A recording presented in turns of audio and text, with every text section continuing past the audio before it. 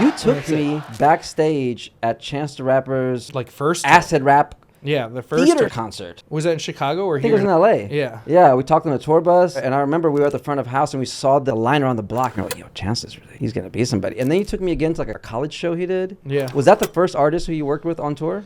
Well, Chance is the one that got me from doing music videos to live shows. How? And, well, he came out with this. Before 10 Day, he had a couple singles that were floating around. Mm-hmm. And I was very in tune with what was coming up and the new music that was constantly coming up. And Yeah. at that time, Chicago was a hot spot. And that same summer that Chance came out, Chief Keef came out, you know, like Yeah. all of that came out at the same time. Did you know And- Chance already? No, personally? so I heard his song, and it was funny because I was looking for him, and he was looking for me. He didn't know who I was. He was just like, I This want was the after Black guy Mags. who did Black Mags. Okay. Black Mag, and I think he said this in interviews where he's like, Black Mags is what kind of made me want to become a rapper, and because you know he saw that video on MTV growing up, and he's like, whoa, these guys are from Chicago. I'm from Chicago. Like, Yeah. I want to do this. Yeah. And it's funny because at that time, you know, he didn't really have any management. He had like 6 friends that were claiming to be his manager. This was before And I would Pat try came to in, find yeah. them. Yeah. And then I was trying to find them. So he knew about you through the And- underground yeah. of Chicago. You And- knew about him. And we were trying to find each other. And then by that time, 10 Day had already came out. And then I wanted to do a song on there called Family Ties or something like that. But someone else got it because I couldn't find him. And so Yeah. someone within his circle did that video, which is fine. And then so we finally met up. And he was like, all right, I want you to start writing music videos for acid rap. And this is before it came out. It was really cool to hear acid rap and all the different renditions Yeah. that it happened in. But then he had an idea that he was going to have his roommate and best friend at the time do all his music videos. So it had a cohesive message. Didn't you call me around that time about some Chance videos? Oh, yeah, because I was going to do Chainsmoker. Chainsmoker. Yeah. I remember you sent me a treatment for it or Yeah. something. I remember looking at a PowerPoint about Yeah. Chainsmoker. Yeah, yeah. Because Yeah. we wanted to make real clouds in Yeah. an environment. And that was like the whole gag of it is we're making a real cloud in an environment. I don't Yeah. know why, but So he wanted you to do music videos. You weren't available. yeah. And so, but he knew he wanted to work with you. Yeah, well, no, it wasn't I wasn't available. He had by the Or time we whatever, yeah. connected, he had a different idea. And Right. that was to have his best friend do all his music videos for acid rap. Yeah. Which I was like, I told him, like, that's a great idea, actually, that you should run with that because then they're all cohesive and they tell a story. Yes. And, Austin Vesely was his name. He made a couple from 10 Day, and they were great. Yeah. You know, these no budget music videos that were just simple and effective. But if he knows him, if he's his friend, and it's cohesive. That's what I'm saying. I'm like- Cohesiveness goes a long way. Yeah. So then he asked me to start doing his stage visuals, and I was Okay. like, "Sure, I'll do your stage visuals." But how did that work? First time you meet Chance. Where were we? So do you guys just meet and say, sorry, we couldn't work together, but No, let's talk well, about it was stage, all or, through like emails Okay. and like Instagram DMs, stuff like that. or MySpace back in the day? Yeah. Yeah, and well, no, by that time MySpace was done. It was Okay. Facebook fully. So then this is now Pat, the manager, then stepped in Right. and saw all the emails, me trying to contact him. You know, Pat, the manager, really is the one that brought us together. And I went over to Pat's office, and Chance was there, and then we all talked, and we really connected. And then that's when he told me, he's like, hey, I want my friend to do them all. I was like, cool. He's like, but can you make my concert visuals? Nice. And so I for was- acid rap? It was like this is still before Acid Rap Okay, came got out. This was like his Metro shows. Okay, so at dope. the Metro, you know, So for those who don't know, concert visuals, when you see like something on the LED wall or on the projector behind them, Yes. it's that. Like you create things that complement the music on stage. yeah, and I had never really done that, but I was Right. music video. It's you just same make idea, yeah, yeah. it's easy to do. I shouldn't say easy. It was in my wheelhouse to do.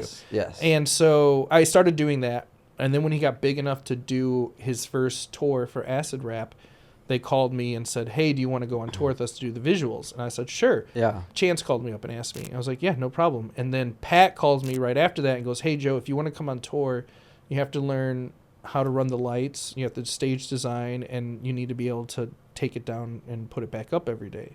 And I was like, I'm a music video director. I don't do that. Yeah. And he's like, well, think about it.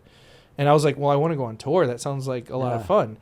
And it was only supposed to be for a month, so I was just like, yeah, this should be easy. But I lived in that 4,200 square foot warehouse space, and so I was like, all right, let's do this. And we brought the whole setup in my living room and set the whole stage and lighting and trusses Wow. up because I had like 25-foot ceilings. So we were able to do that. And they brought someone in, Mike Apostolos, who now is his current Shout out from to Mike, yeah. After I only did one tour with Chance, and then from there Mike took over because I was just like I was on the road for 2 months, and I didn't want to leave my child like alone. I wanted to be there every day for her, so I was just like, I can't do this. And Mike was destined to be this. This was he was still in high school when he was teaching me how to do this. He started when he was like 14. Wow. And so like this was his destiny. And so, and I saw that. And then him and Chance had this like really great energy together, and I saw that. And so I was just like, no, this is the team right here. And I like stepped back. And but Mike had came in and taught me in like 2 nights how to DMX lighting, how to program the lighting, how to run it, all while I had a team of editors behind me editing all the content, because I couldn't physically do it, but I had the vision. So they were executing my vision. And then I brought in my friend Bob, who is currently Chance's visual. He's still currently Chance's visual director and like for his live shows. But Bob didn't do that then. I just knew he was good with AV. Let's pause and talk about that for a second.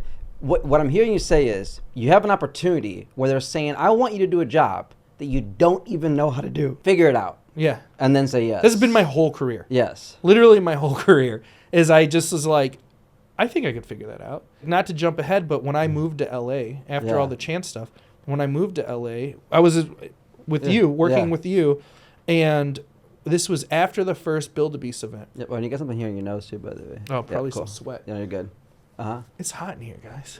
Well, it's not really. I'm fucking wearing winter clothes like I'm in Chicago. It was after the first Build a Beast, and we depleted all the money to make that event happen, and we were sharing an office with Nelson, and Nelson was sharing that office with another group of guys called Sub Overhype. And I overhear them talking about making a short film in Chicago, and they're like, I want to get these musicians called Flosstradamus involved, and I'm like, those are my childhood friends. And so I just quickly turn around. I don't even really talk to these guys before. Yes. Because I kept it to myself. And I was just like, hey, I could call them right now and see if they're interested. And they were like, what? And I'm like, yeah. And then they weren't available. But then I found a group that they did like from Chicago that were available. Right. The Omais. And anyways, the Omais fit for that scene. For Flosstradamus in that scene, it didn't make sense because it was in a lounge. They wouldn't be playing, EDM, in this in like a hotel lounge. Yeah, in a hotel lounge. And the Omais are like this beautiful, classic sounding Chicago band. Right. And they made sense. But I remember, who's now one of my good friends, Jake, he hits me up and he's just like, hey, because I was like, well, I do production in Chicago, so I could help hire or facilitate, get you guys whatever you need, gear and stuff. And he's like, do you want to UPM it? I didn't even know what that meant. But he sent this to me in email. He's like, hey, Joe, I was thinking about you. Would you want to UPM this? And I'm like, I don't even know what a UPM means. Right. But he had how much it paid in that same email. And I'm like, well, I need that much amount of money right now. Right. And I was just like, that's a lot of money. So I just Googled, what does a UPM do on set? First, I didn't even know what a UPM meant, what it means, unit production manager. Right. And so I just Googled, what does a unit production manager do on set? And I just went into that job blindly, and every morning I just would look, what does a unit production manager do on set? And I would just do that. And by the end of that, they were instantly going into another film shoot in Dubai. And the director goes up to the second and first AD and says, what do we need to be able to accomplish this job in Dubai? Because we're leaving in like 3 weeks to go to Dubai. And they go, we need Joe as a UPM. And I'm just like... And you just Googled that job. Yeah, I Googled it, and I just did the things it said to do on set. Like, that's all I did. And they're just like, he did it. He was like one of the best UPMs we've ever... Because I was probably doing more than what people were used to. Right. And doing it well because I was trying to prove a point, and I was very hungry, and I was really broke, and I needed that money. And then for them to say, like, the first and second AD to be like... we need Joe in order to accomplish this, was like a huge compliment. And I didn't tell them that once I got to Dubai. They don't got to know that. Yeah. Well, once I got to Dubai and we were like halfway through, actually, no, when we were finished, and I crushed it again as a UPM, I told them the story, and they thought that was the funniest thing. They were like, "That's amazing! You just Googled your way through the job," you know. And see, unless you're doing a job that needs you to be certified, like an engineer or a doctor or lawyer Yeah. or whatever, most jobs you can just Google how, especially nowadays, Yeah. Google how to do Oh it. my God, there's a tutorial. Because ultimately, you're just a problem solver. Yeah. You have to be a willing, capable problem solver, know how to talk to people, be aware if shit's going wrong, Yeah. and be dependable. Yeah. If you do that, you can do a lot of jobs. You can, and especially in the creative world, Yeah. it's just being able to be a creative problem solver. Yes.